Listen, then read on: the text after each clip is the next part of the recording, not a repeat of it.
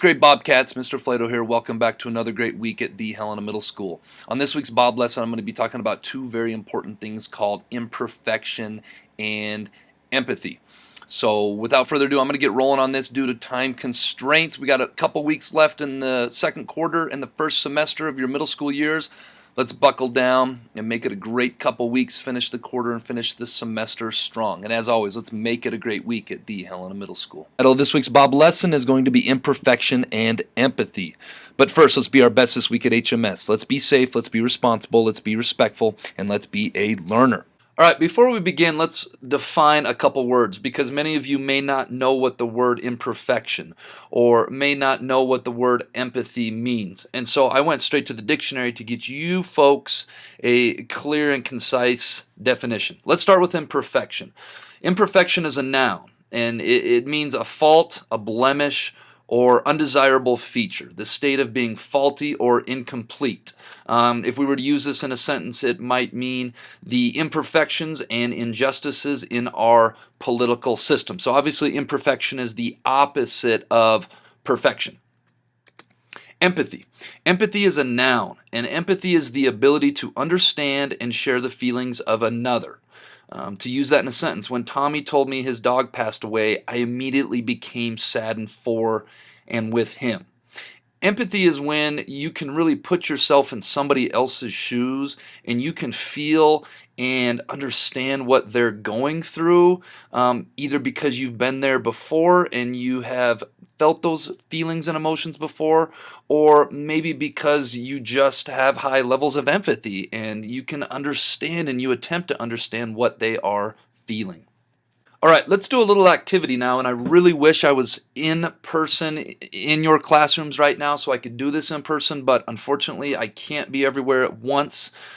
So we're going to have to do this through the computer screen, and I hope you guys buy into this. We're going to do a little activity really quick that's called How Would You Feel If? And I'm going to talk about some things here. I'm going to talk about common imperfections that maybe middle school students have. And I want you to just quietly in your own mind, I want you to kind of keep a tally or a count and think about, do these apply to me? So let's start with the first one.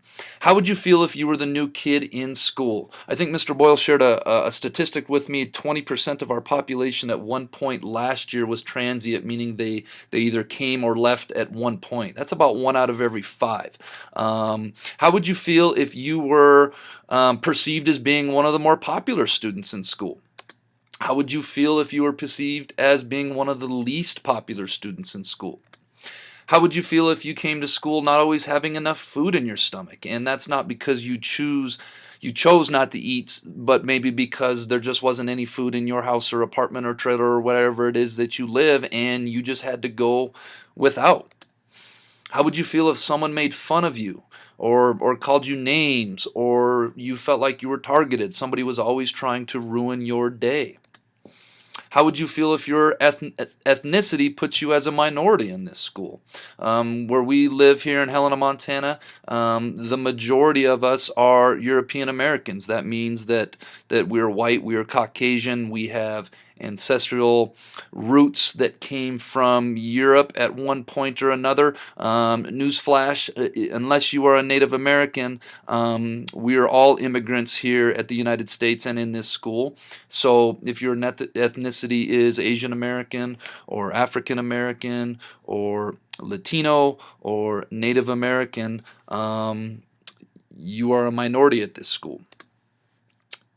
How would you feel if you're between homes at the moment, or maybe you don't have a stable place to live? How would you feel if your parents are divorced? Unfortunately, the divorce rate in this day and age is about 50%. So approximately 50% of our students come from homes where they're living with mom or dad, or maybe just mom, or maybe just dad, or maybe with grandparents, or with another family member. How would you feel if you lived in a blended family? And by a blended family, I mean you live in a family where you have other brothers and sisters through marriage. Maybe mom and dad got remarried, or you have siblings in the house that you don't share the same biological parents with. Maybe you live with cousins. Maybe you live with your aunt or your uncle or your grandparents, and you have other people living in your home that aren't your biological blood brothers and sisters. Many of us come from blended families. How would you feel if one of your parents was incarcerated? Maybe they are in jail or prison and they are not here to be a mother or father in person day in, day out.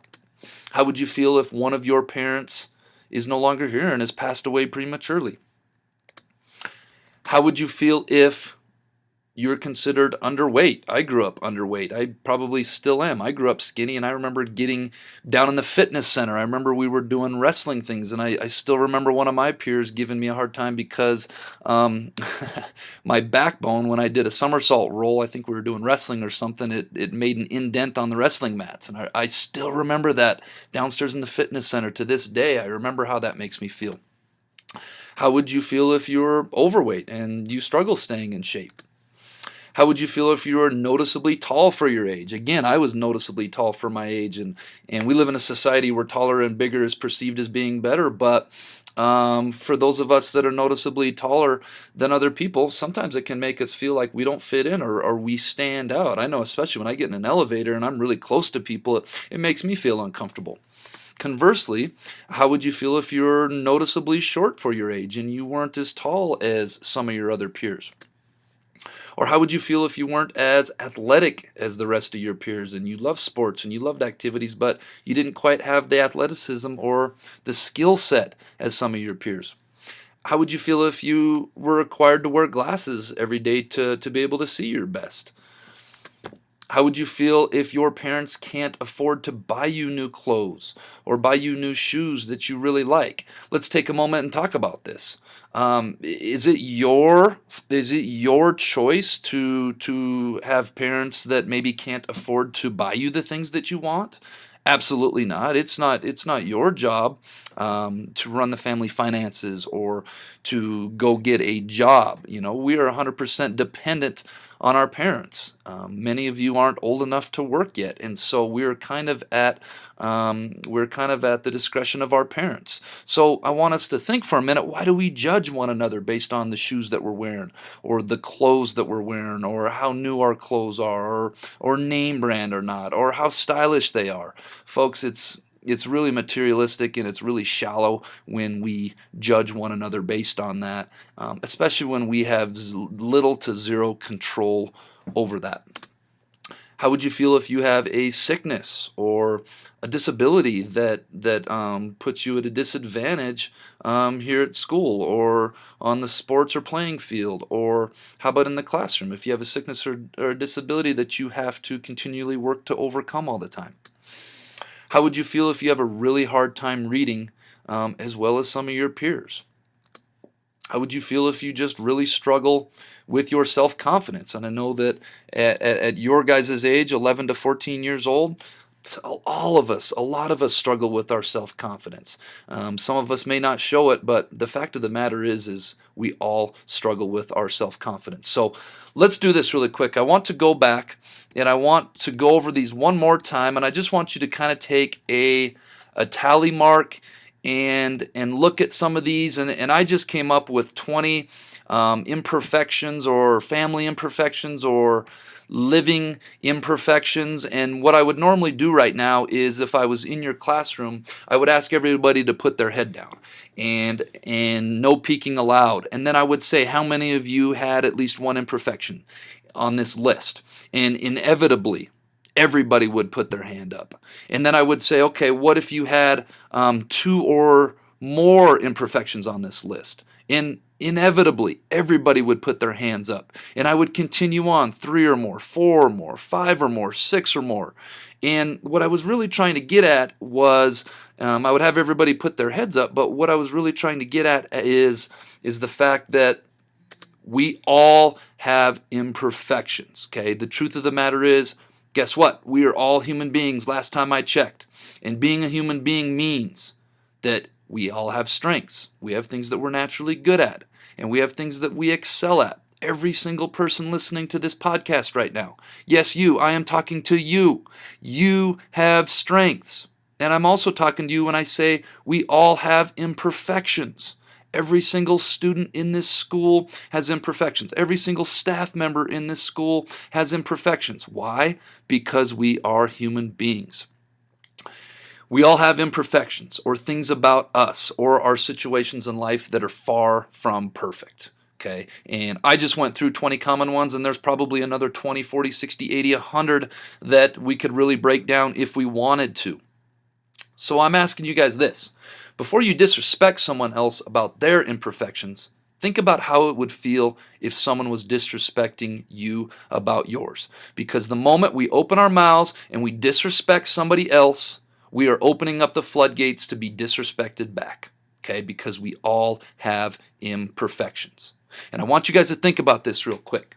It takes the same amount of energy to compliment someone else, to build them up, to say something encouraging and uplifting to them, as it does to tear them down about their imperfections. Same amount of energy. So, let's all make it a goal to have empathy for one another. That is, to accept other people's imperfections, to have empathy for them, to feel for them, and the individual imperfections as we all have. I'd like to share this picture quote with you guys, and this picture quote reads, "Everyone you meet is fighting a battle you know nothing about. Be kind always." And what this picture is really talking about is something that I touched on earlier in this Bob lesson, that every single one of us has imperfections. But above and beyond those imperfections, we all have things in our life that we are struggling with, that we are trying to overcome, that is trying to beat us down every single day. I was talking with a student last week, and I told that student, I said, about a year ago, I got to a point in my life where I realized that life is like being at the beach. And I know when we think about being at the beach, we think that's a good thing, but what I was referring to is, any of you that have been to the ocean, the waves come and they try to beat us down. And then once that wave comes and tries to beat us down and it doesn't, we got another wave and another wave and another wave. And many of these waves that try to beat us down in life, we don't share with other people. We keep it to ourselves. We're private people sometimes, and I don't care who you are in this school. I don't care if you come across as being the most confident, achieved, well-to-do person in this school. Everybody has problems. Everyone you meet is fighting a battle you know nothing about. Therefore, be kind to everybody all the time.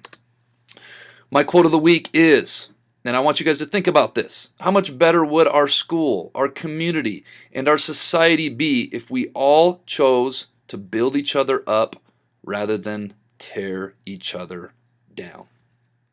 Something to think about for this week and for the rest of the school year and for the rest of our lives. That brings us to the Jellybean Question of the Week winners. Last week's winners were Hayden Mason, Abigail Czar, Quinn Benedetti, Odessa Zentz, and Garrett Scogan. Come see me for some jelly beans on your own time.